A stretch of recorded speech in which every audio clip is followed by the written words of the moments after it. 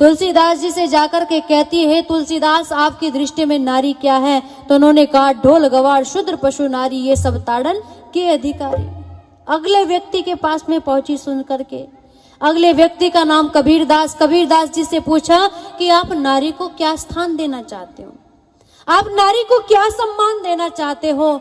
तो इस बात को सुनकर के कबीरदास जी वहां उत्तर देते हुए कहते हैं कि यह नारी जानना चाहती है कि मेरी दृष्टि में नारी क्या है, तो सुन, नारी की छाया पड़त अंधा होए भुजंग, और कबीरा तिनको कौन गति जो नित नारी के संग। अब अगले व्यक्ति के पास पहुंची तो अगले व्यक्ति ने तो साफ सीधे शब्दों में कह दिया कि नारी तो जूती होती है, एक जूती टूट जाए तो बदल करके दूसरी जूती पहन लो। कहीं खेती की दृष्टि से, कहीं ज्योति की दृष्टि से नारी को कितना अपमान का सामना इस संसार में करना पड़ा। और वो नारी जो मन में एक भाव लेकर के आई थी ना कि संसार में जाकर के देखूंगी कि कौन व्यक्ति नारी के विषय में कैसे भाव रखता है, वो परेशान हो गई, वो रोने लगी, वो हताश निराश होकर के एक बात विचार करती है कि जब समाज में हमारा कोई अस्तित्व नहीं, इस समाज में जब हमारे लिए कोई स्थान नहीं, तो मैं जी करके क्या करूंगी। वो नारी विचार करती है कि आत्महत्या करना सही रहेगा। वो नारी आत्महत्या करने के लिए चल दी। कहते जब वो नारी आत्महत्या के कगार पर पहुंची ना, तो उस नारी ने एक आशा की किरण देखी।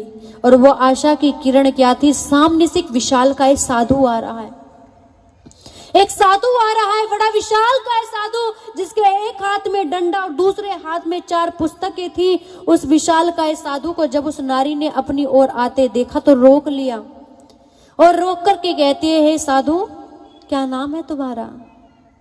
तो साधु ने बड़े विनम्र स्वभाव से उत्तर दिया और उत्तर देकर के कहा कि माँ, मुझे दयानंद कहते हैं। वो नारी कहती, वही दयानंद जो समाज की कुरीतियों को दूर करने का कार्य करता है, जो बड़ी बड़ी बातें नारी के विषय में कहा करता है। कहा, हाँ माँ, मैं वही दयानंद हूँ जिसने बड़े बड़े मुल्ला पादरी पोपो की झूठ को इस संसार के सामने रख दिया लाकर। तो वो नारी कहती, भले ही तूने कुछ किया हो, लेकिन आज मैं जानना चाहती हूँ कि दयानंद की दृष्टि में नारी क्या है, नारी के विषय में दयानंद के क्या भाव है। तो हाथ जोड़कर खड़े हो गए और कहने लगे, माँ, क्या तू जानना चाहती है?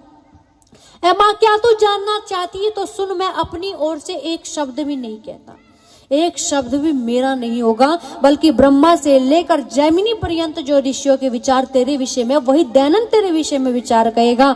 और मनुस्मृति का हवाला देकर के स्वामी दयानंद जी महाराज ने कहा, यत्र नार्यस्तु पूज्यन्ते रमन्ते तत्र देवता, कि जहां पर नारियों की पूजा होती है वहां तो देवता निवास करते हैं। माँ वेद का हवाला उठा करके कहा, यथे मां वाचम कल्याणी मां वदानी जनेभ्य, कि माता और बहनों को कौन कहता है यज्ञ की ब्रह्मा बनने का अधिकार नहीं, यज्ञ पवित्र पहनने का अधिकार नहीं। वेद स्वयं कहता है नारी यज्ञ की ब्रह्मा भी बन सकती है और नारी को यज्ञ पवित्र पहनने का अधिकार भी है। और अगली बात में कहा कि शास्त्रों का हवाला देकर, माता निर्माता भवती, अर्थात माँ तो निर्माण करने वाली होती है।